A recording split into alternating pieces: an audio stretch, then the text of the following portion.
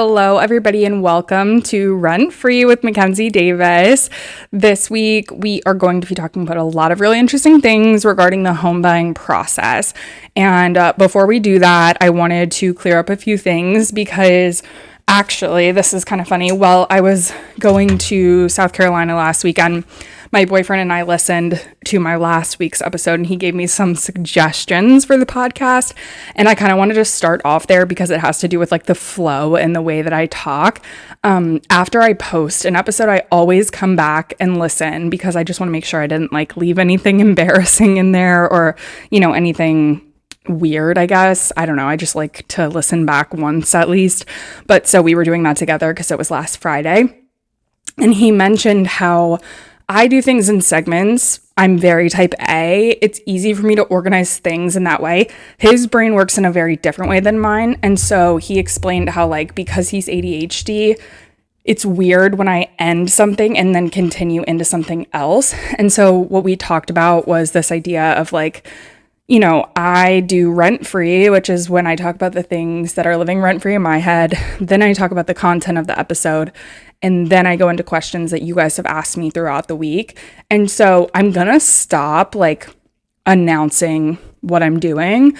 At least I'm going to try.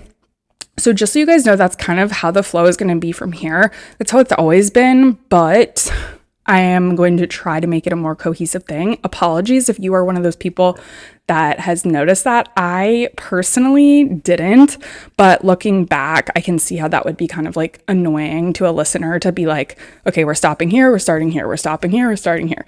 So because that's out of the way, I'm going to tell you guys a few different things.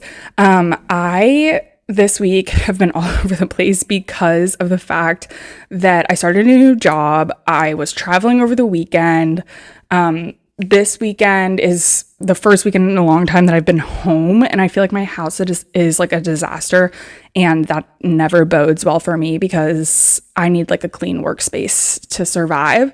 I've been doing showings like crazy, which is been not the norm for me. Obviously, we had a very crazy election this past week. And so there's just a lot of stuff going on in my life, in your guys' life, obviously, too. And so lots of things to catch up on. I think the first thing, most importantly, being the election. I made a post on my TikTok. So if you guys follow me, then you know my stance. And I'm open about it. I'm a Democrat. I don't talk about politics online, but I am open about my views. I talk about, my viewpoints on policies and things like that. But I, think that this is also democracy and you can vote how you want to vote and all of those things. That being said, obviously, you probably know how I feel about the results of the election. Just want to say that if you're in the same boat as me, I'm here with you and I feel for you. I won't say more on that just because I don't want to harp on politics too much. That's not what we're here for, but I do feel for you. This thing is something that occurred to me yesterday because I had a showing and I was driving there and I was feeling so all over the place, so not put together, so unprepared and last minute. And I had this realization, which I thought would be fruitful to share with an audience. And so I wanted to, and I'm still kind of thinking on this thought, but really I was thinking how it's so important that you don't let that get in the way of just showing up for your clients, because that really is the important part. You're kind of this gatekeeper in the real estate world where you're their access point to these houses. And a lot of times we're dealing with offer deadlines. We're dealing with, time crunches and things that people are working off their own timelines for. And so even just being there, even just showing up, even just opening the door can oftentimes be enough for people. My cat's joining everybody, so if you hear the meows in the background, that's why. Essentially what I'm saying here is that if I had canceled the showing because I had a busy day at work and didn't feel prepared, I wouldn't have built that rapport with my client. I wouldn't have showed up for her, and she would have been like, well, damn, I really wanted to see that house, even though she didn't even like it. And, I was able to do my job. Maybe I didn't have all the information I usually would, but that doesn't reflect my character. What would have, though, is if I had canceled because of how I was feeling. And so just sharing that. kind of to shed some light, because I think sometimes that imposter syndrome kicks in where it's like, oh my gosh, I'm not dressed perfectly, I'm not to the nines, I'm not prepared, I didn't have enough time to review the showing sheet. And it's like that, especially in real estate. Like, you're going, and sometimes you're doing 10 showings a day. Like, you don't know everything, and that's fine. I mentioned that I went to South Carolina over the weekend, which was really fun. We went to visit my boyfriend's college roommate who's going to medical school at South Carolina. I loved it there. As far as like the school, we went to a game, and it was such a crazy game because they played A&M, who was favored to win, and they lost so bad. A&M did. Like, USC stormed the field, like they did their big one, and it was a really great game to watch. And I don't even like football that much, so it was really cool. It was a great little weekend and good to see all the friends. It was a surprise to my boyfriend's ex-roommate, so cool to do that too. And the drive was long. It was a long turnaround. And then I went to work the very next day for my first day of work. So like, it was just this whole kind of busy. And of course, didn't have time to unpack my suitcase or do laundry or clean the house or whatever. So it's just been like chaos since then. And then I started my new job on Monday. I'm very excited about it because it's this hybrid role, never in the office on Mondays or Fridays, which is really great. Tuesday, Wednesday, Thursday, we're in the office, but not even, like today I came home at 12. I was there from 8 to 12. And then I had to do some trainings, but I was at home for those. My boss is amazing. I'm working as a rehabilitation specialist, so I'm still doing some therapy here and there, but like more in the intake fashion, and mostly working behind the scenes, which is exactly what I wanted. And it's just really the most ideal role for me, I think. And being, the way that I am in so many different realms of business and things like that, it really gives me that flexibility that I need. And it's super close to my house. So just wanted to give you guys that not disclaimer, but like, I was telling you last week how I was depressed over the summer, and I feel like I've done a complete 180 and I'm feeling really great about it. Really happy so far and liking it a lot. Plus I'm making a lot more money. So I'll just say that. But anywho, those are the things that have been living rent-free in my head this week. I think for the most part, I've honestly just been busy. So it feels like I don't even know what's been living rent-free in my mind. But other than that, I've been trying really hard to think of things that will be useful for you guys to talk about like in depth. And this week I was like, oh, I know exactly what to talk about. Because when we talk about home buying, there's like kind of like two sides of this coin. There is the consumer side, the home buyer side, right? And then there is the realtor side. And they're completely different things. So when you're a home buyer, obviously you see one side of the picture, and when you're a realtor, you see the other. And it's important to understand both as a realtor. So I want to go through the process from start to finish, and I want to talk about what both sides look like. I feel like now that I am a homeowner, have been in the business for 4 years, I can kind of give you that both perspectives. And why I say it's important to understand this is just because you need to be able to provide an empathetic understanding of what your client is going through, and also be able to understand that like this is a huge deal to them and they're going through a lot of things behind the scenes that you might not even know. Because when you're working with a buyer, they're also working with a financing team. They're working with title. They're working with all these other people. And those people are communicating with your buyer, sometimes without you involved. So that being said, you want to know what's happening with those people so that if your buyer comes to you for questions, you can at least know what the hell they're talking about, right? And with that, I think that the way that we'll structure this is kind of just starting talking about both sides and then going through each step of the process. And I did create a list because, we always do create the list. Other thing that I want to be really clear about is that you can do this in a very clear and concise way, and you can have something put together that's very aesthetic for your buyers that walks them through this process. In fact, I suggest that you do so that they can have something that's easily consumable. I have things like that for my buyers. I don't always give it to them just because I think there's a lot of nuances in there that you can more easily explain. But a lot of people like that. They like to have something to look at. They like to have something to follow. And so if you want to be able to do that, go for it.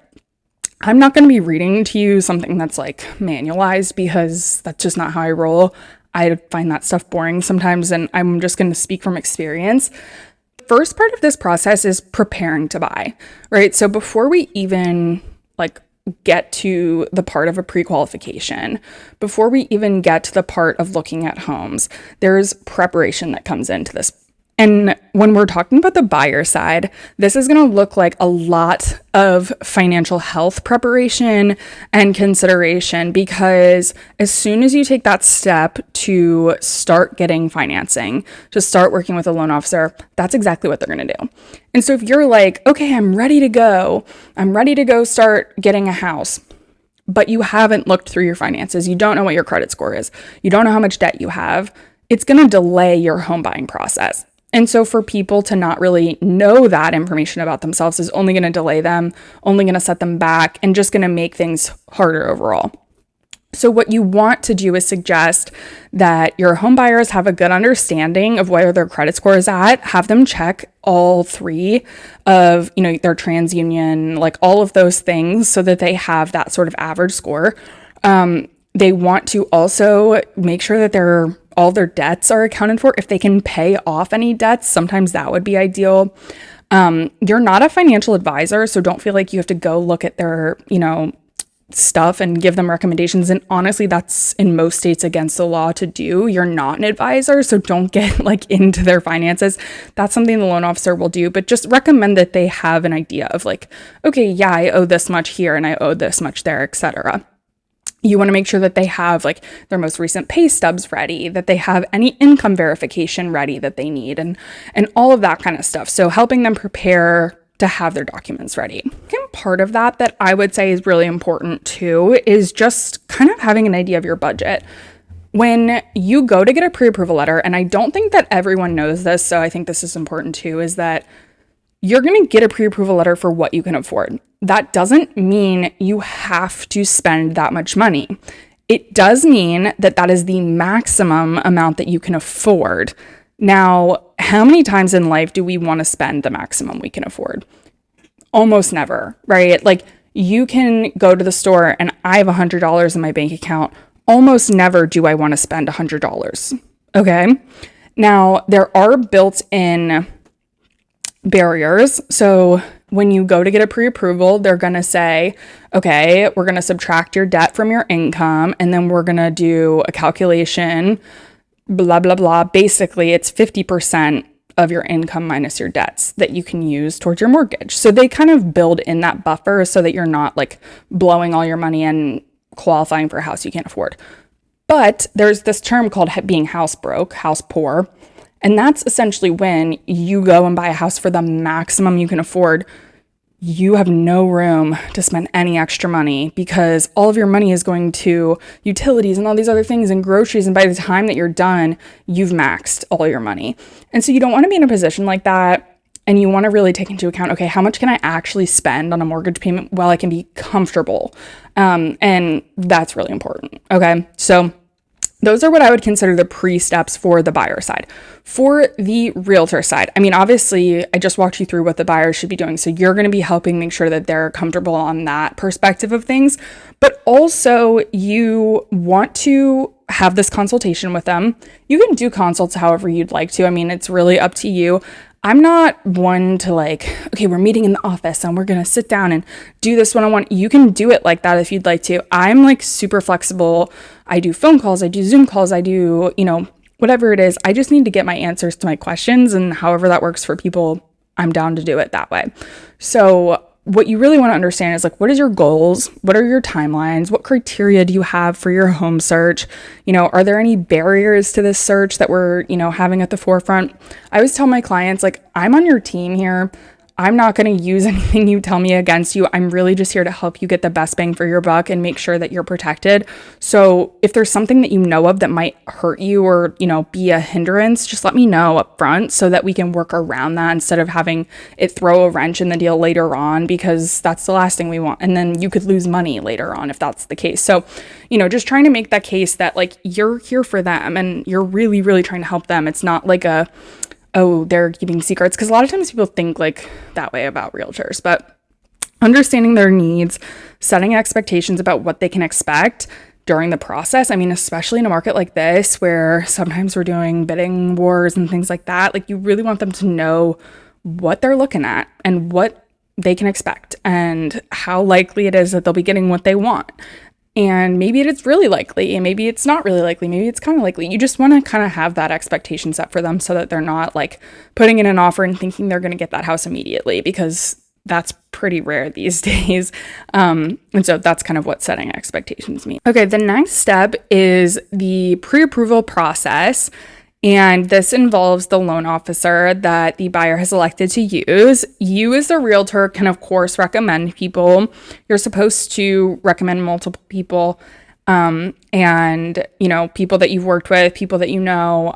Sometimes people have better programs than other people. Sometimes people offer state programs versus, in broker grants and things like that. I usually like to have an idea of who offers what so that if my buyer is looking for the Maryland mortgage program, I can send them to the loan officer that offers that instead of sending them to someone who doesn't.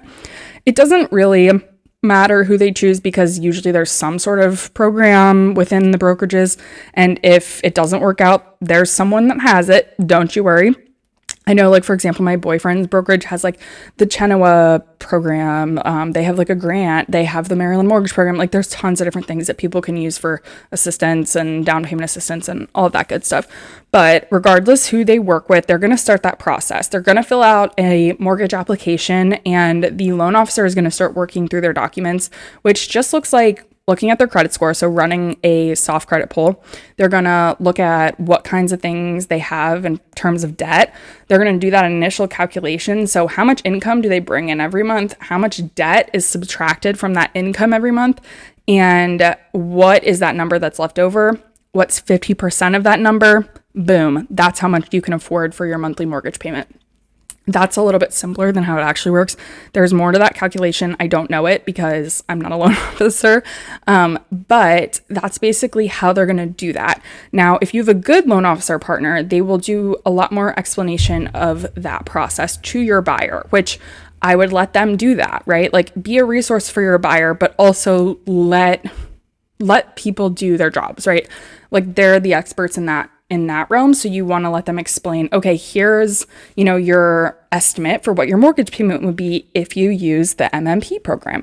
Here's what your mortgage payment would be if you use this program. And here are your closing costs. Like, you want your loan officer to be sending them estimates. You want them to see what their closing costs would be. You want them to be upfront before you even start seeing homes. They need to have a pre-approval letter. They need to understand that they're going to have 3 to 5% in closing costs, and they should probably know like where that's coming from and why they're having those costs, right? And so this way they're knowing, do I have that money in cash to close? Do I need to maybe get a gift? I need to get down payment assistance? Like, all of these things start floating around, and we're trying to figure out, is this realistic? Sometimes we get a denial. Sometimes people are not eligible for a loan if their credit score is too low, if they, maybe have too much debt right now, their DTI, debt to income ratio, is too high. They might not be able to qualify as well, and that's fine. I think this is a really great opportunity to help someone understand how they can improve their credit.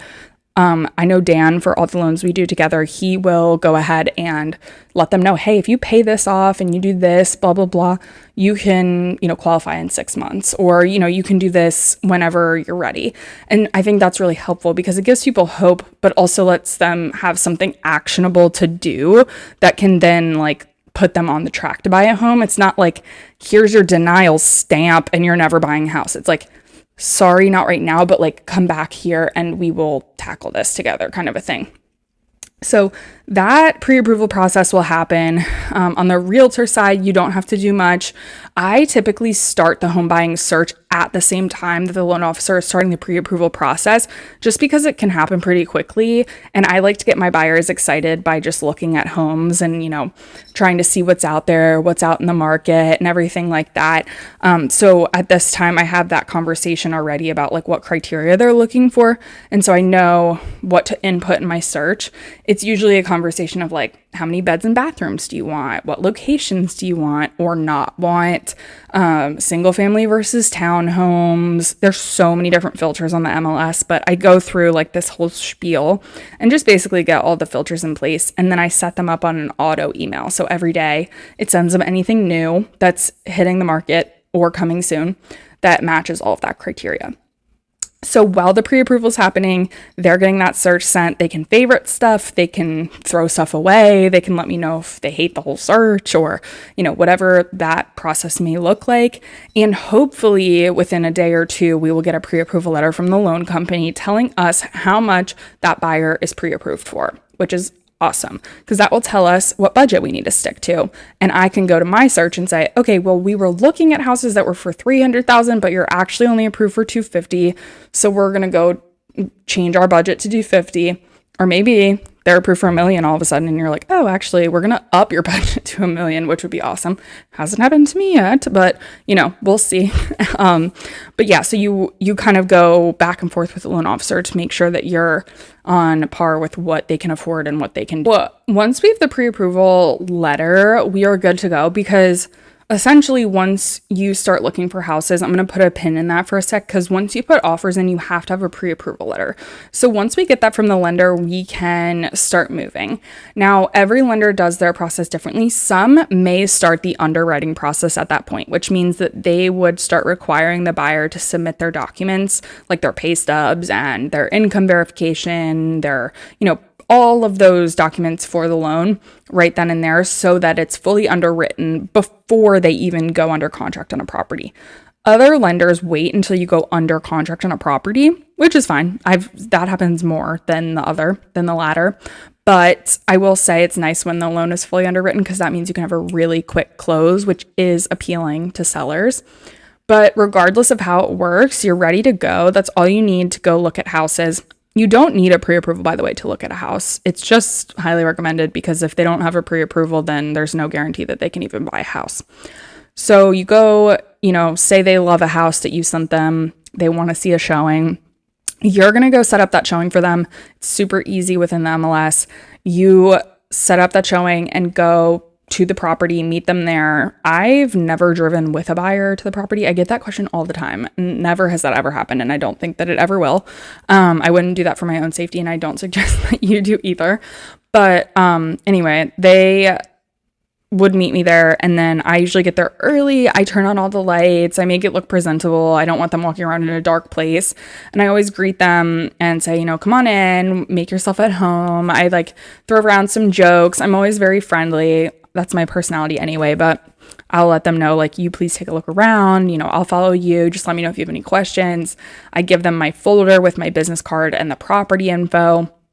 Sometimes, if you listen to a few weeks ago, I talked about up the sleeve listing. I'll do an up the sleeve listing if I want to.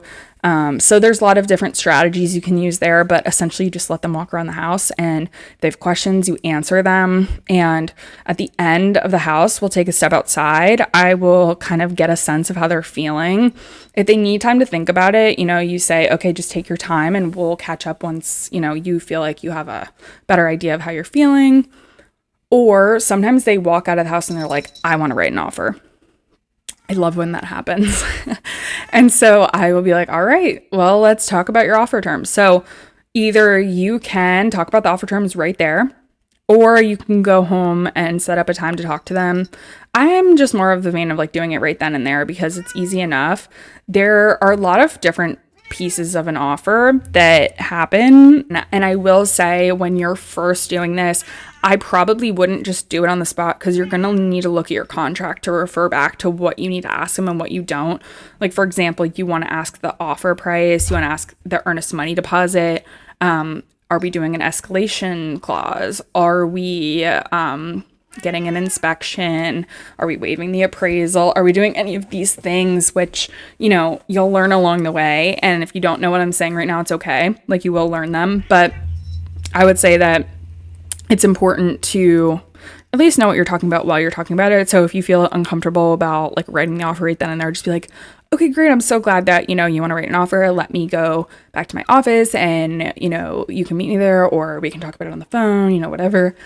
But regardless, at the end of the day, you're trying to find them that home. So you're either repeating the process in the sense that you're going back to the drawing board, finding more houses, showing them more houses, updating their search if it needs to be updated, going to see more houses, or you're writing offers, you're getting offers denied, or you're getting an offer accepted. And so it's just kind of back and forth until you find that house that they really love and that they want to put an offer on. And then once that offer is accepted. So the only thing that happens with the loan officer is like if they want to run cost estimations, or maybe they want to instead do, like monthly mortgage estimates. That's the same thing as a cost estimation. They need a new pre-approval letter. You always want it to say the amount that you're offering. So each new offer, you'll want to reach back out to the loan officer to get an updated pre-approval letter. You're working together on a team. You never want to burn a bridge with a loan officer because you never know when you'll work with them. And I think that it's important to be like on a team in that sense, because genuinely, like if you need to write an offer on a Sunday night, you want them to be there for you, because I have worked with loan officers that don't work on the weekends, which is bizarre to me. Besides the point. So say that you write an offer that gets accepted. The next steps, the next pieces of this process are for the buyer, and these steps could occur earlier on if they are doing underwriting before the offer is accepted. But for this sake, say that they start underwriting at the time the offer goes under contract.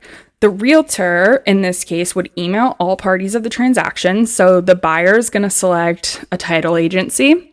They are usually by recommendation from you. They are going to already have their loan team.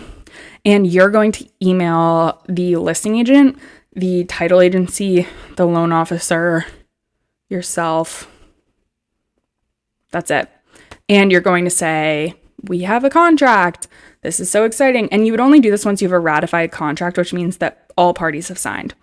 You'll say, here's the ratified contract. So excited to be working with you guys. Here's all the contact information for each party. You want to list out everybody so that everyone has each other. Everybody will be like, woohoo, congrats, can't wait to work with everybody. And then from that point on, the title agency and the loan team are going to be working on their separate things, and they're going to be reaching out to the buyers in their own terms to get the information that they're going to need from the buyer. This is the part where my experience as a home buyer comes in. It's really just a lot of signing stuff. I don't think I did much else besides that. From those people. Like for title, it was really just signing stuff. For loan, I had to upload income verification.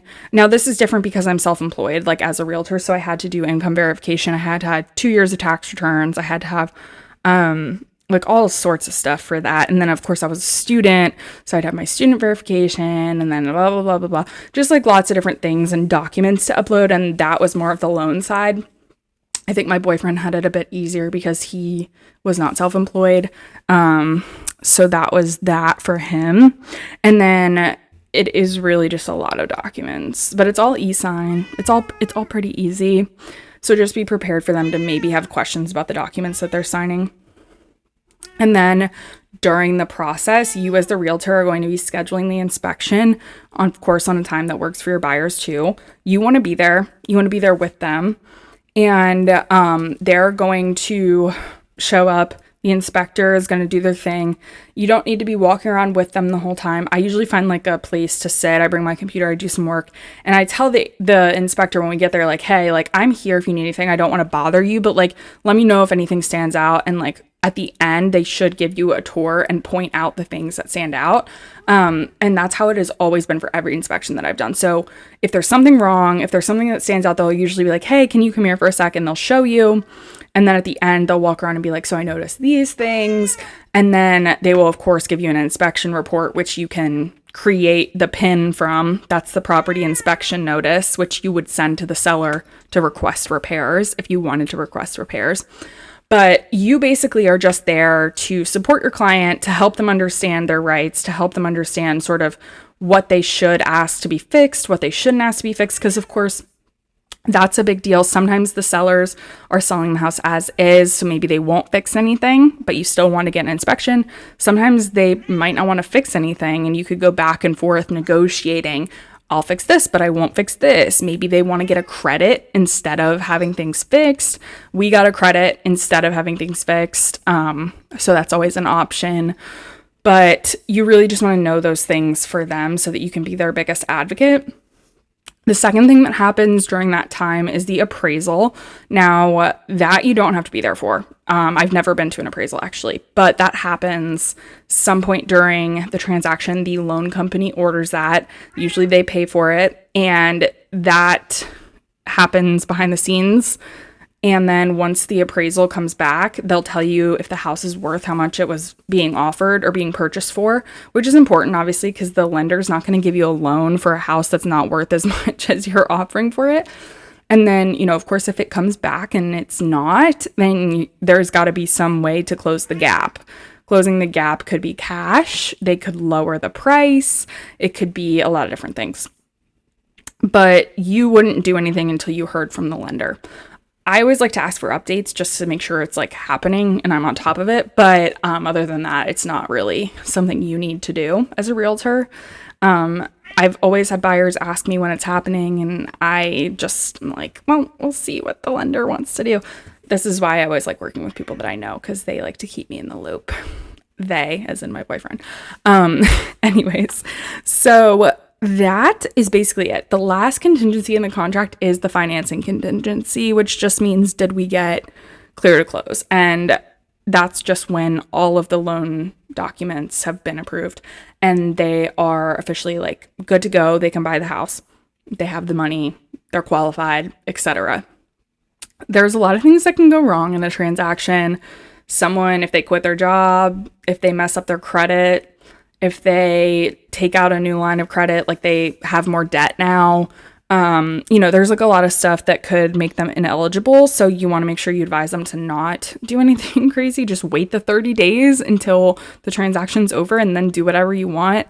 And that's like kind of it. I feel like at the end of the transaction, the only other thing is the closing day. Now, I've talked about this before on this podcast, but it's really the easiest day. It's a celebration. It's like you go there to, again, be their advocate, but also just to help them kind of celebrate. It's like whether you do the closing at their house or you do it at the title office or your brokerage or wherever, like you could get them closing gift. You could bring champagne, you could go to lunch, you could bring food. There's always things going on at closings. People cry, people are excited. Usually it's a really positive experience.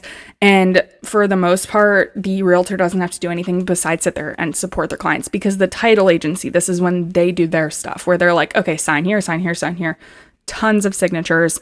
And you're not required to like step in at any point and be like, this means this. It's just the title agency who's doing their stuff.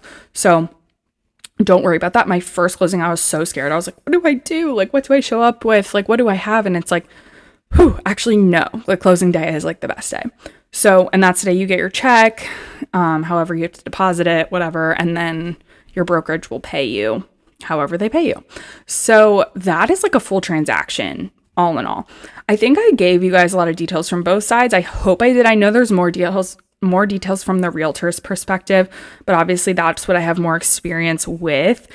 And if I give you one message, like I would say, it's just to be supportive, be empathetic, be understanding, be an advocate. Like that is your job before anything else. You want to make sure that you are being helpful and like, remember if you've bought a house, what it feels like, and remember that this is probably the biggest purchase they'll ever make in their life. And it can be scary, and people are not coming into this process with as much knowledge as you likely have.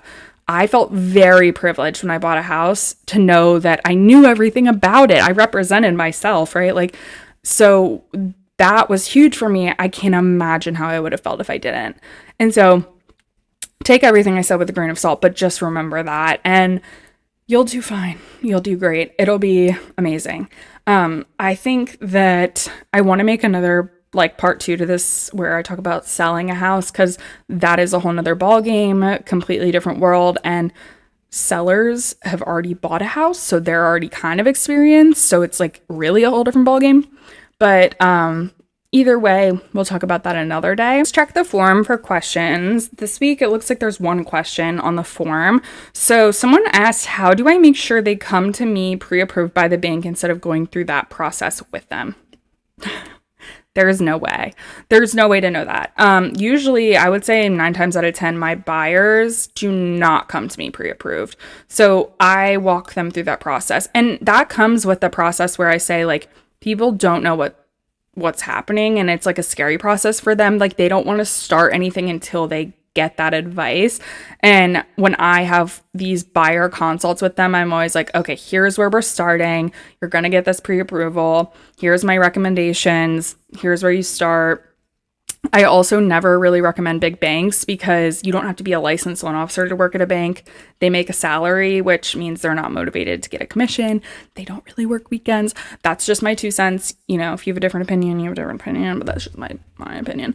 But anyway, so they're really not always going to come to you pre-approved by the bank, and more often than not, they won't. But I find that like a better thing. I like when they get to work with people I like. So I hope that answers your question. Alrighty, y'all. So that was this week's episode. I hope you guys enjoyed. I feel like I really went through a lot of info on that one. So hope it wasn't too much yapping for you. I hope you guys have a great weekend. I hope you have a productive weekend or a restful weekend, whichever one you need this weekend, because I know for sure I need a restful one. But I love you all so much. Keep up the questions. Keep up everything you're doing. I don't know what it is you're doing, but keep it up, okay? And I will see you next Friday.